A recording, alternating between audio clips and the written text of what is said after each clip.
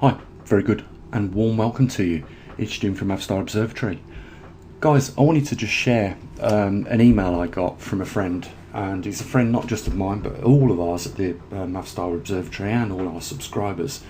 He regularly emails me with interesting information, data, and I just wanted to share what he was talking about today and just put that into context with what we're studying. So he was saying he was watching a video of a scientist who had analysed lava sediment cores to determine the magnetic pole reversals and excursions and when they'd taken place. He said that the same time as you, that the last complete reversal was 780,000 years ago. That is really well documented anyhow, and accepted. That is the point at where there was the last completed reversal. He also stated that during the excursion, the pole moved to 45 degrees before snapping back quickly back to its original position. He could not find any evidence that the excursions had affected humans in any way, but give no indication of how a permanent reversal had affected the planet. First thing is, the last time we had an excursion was 12,000 years ago, and there wasn't nowhere near the technology that we've got. It was pretty much non-existent at that time.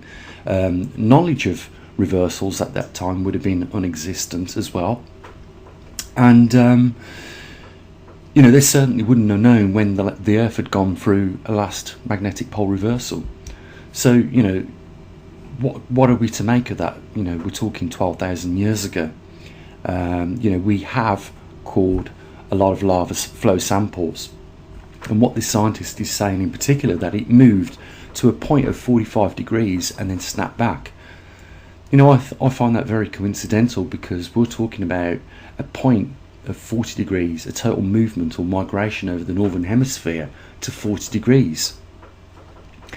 And what we're suggesting is, once it surpasses that point, we could be leaving the strong field lines, which enables the magnetic pole to migrate very slowly, as we've been witnessing for the last 120 odd years, and enter a point of weak field lines where the poles would accelerate, just like what I'm about to show you in this video here.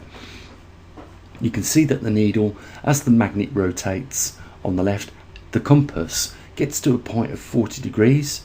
This is the point where the magnetic flux is entering or producing the weak field lines, and you can see that after the 40 degree line we get a snap of a reversal, or it completes a reversal. Now, a couple of things to just note here, just to bring you up to date. Recently we have seen the pole stop dead in its tracks. We predicted this time.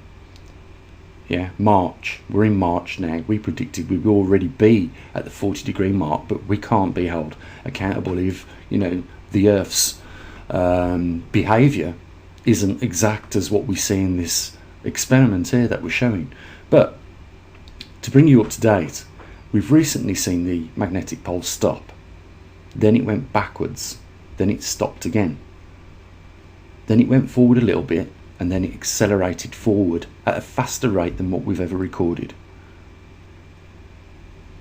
We're very close to the 40 degree mark. We're very close to that 45 degree mark that this other scientist that was talking about, that he'd been studying the lava flow core samples and found that the pole had gone to 45 degree before snapping back. So it's a critical point, I think, that a lot of scientists have identified. I also want to just bring to the point that recently, before it was announced, we had already said that there was some activity taking place with the magnetic poles, i.e. that the poles had stopped and gone back into reversal. And then a California professor comes out and states that the Earth's core is slowing down and may even stop, all at the same time. There's a lot of scientists, professors, all pointing to almost the same specific point in time, and exactly what we would expect is a core slowing down. Obviously, when the core slows down, the magneto that produces the magnetic poles, or the dipoles, and that inflates the magnetosphere, which protects us from harmful cosmic rays, would gently begin to deteriorate. So that is why I suggested maybe in the next month or so that we'll be looking at, a mean surface magnetic,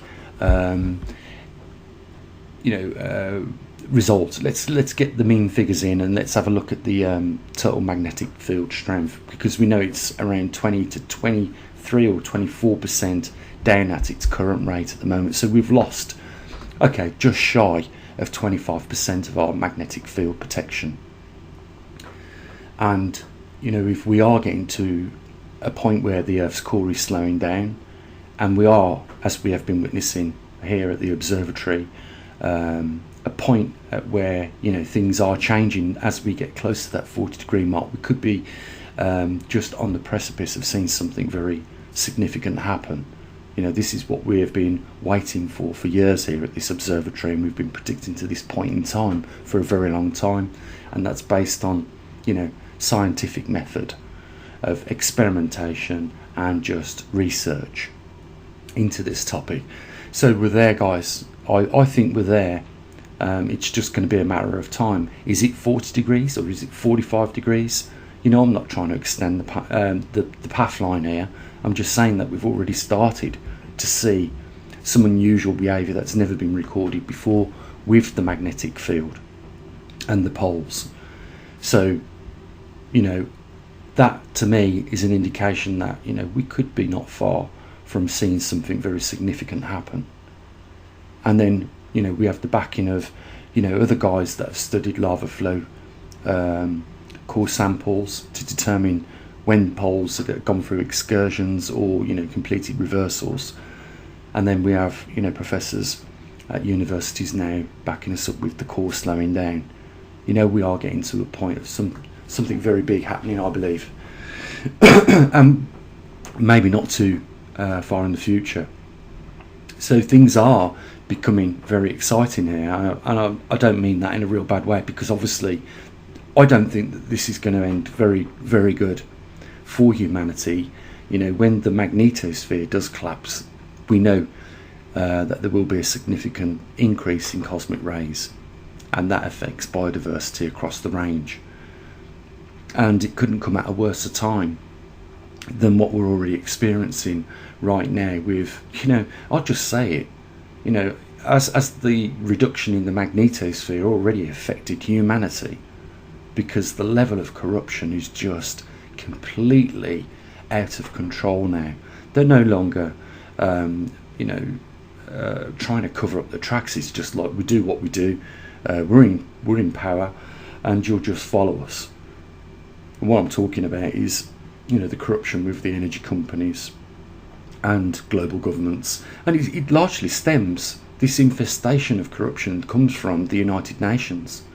They're the biggest ones that have produced false temperature charts over the last, 100 years.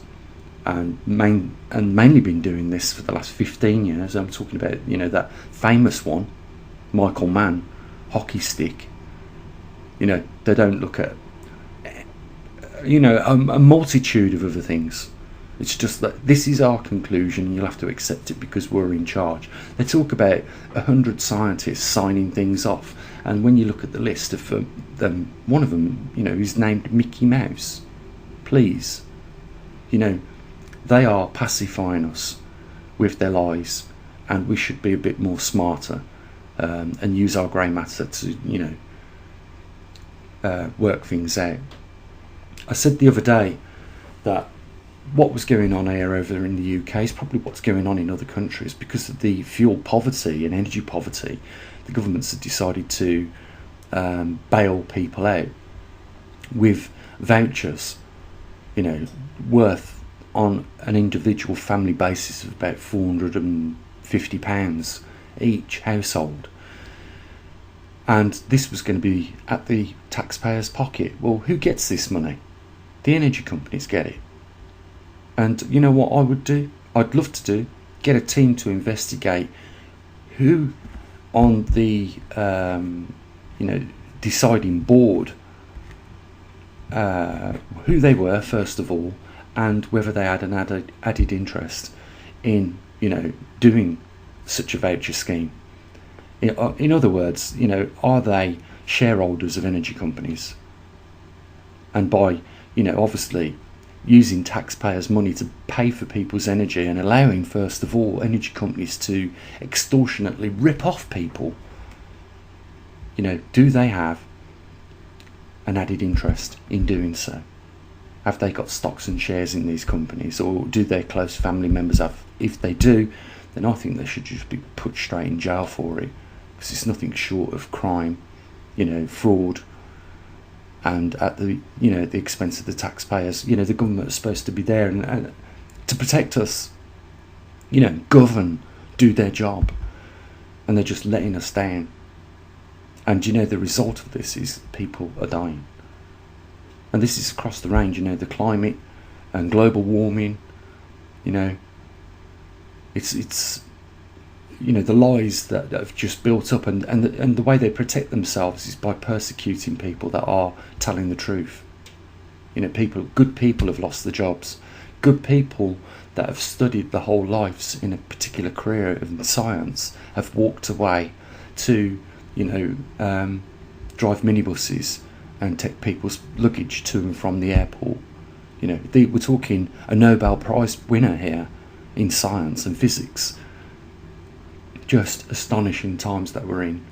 But the bottom line is, guys, is that we are in a point in time right now where things from more than one angle are coming together. I'm talking about the Earth's course slowing down, it might stop.